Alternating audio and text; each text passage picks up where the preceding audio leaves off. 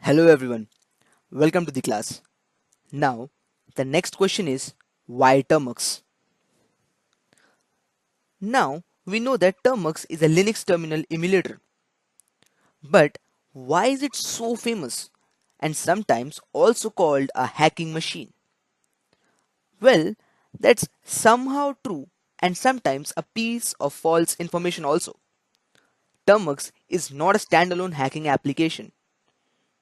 As we discussed, it's a program that takes instructions and runs scripts. I'll come once again. As we have discussed, it's a program that takes instructions and runs the scripts. In some Linux distributions like Kali Linux, Parrot OS, we find a lot of tools for penetration testing.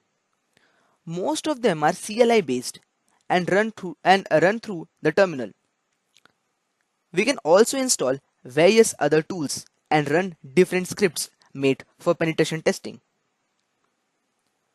So on Android, obviously you get a complete GUI environment where these tools won't work without any command line utility.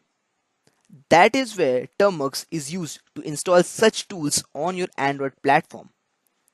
Our Android is also based on a modified Linux kernel. That's why we can use the bash script in it. Also, that's why Termux can easily connect to the file system to perform the majority of the set of features, which allows you to use the Linux command line to install and run various scripts. So that was a wrap of introduction to Termux. Now let's move to installation and basic usage.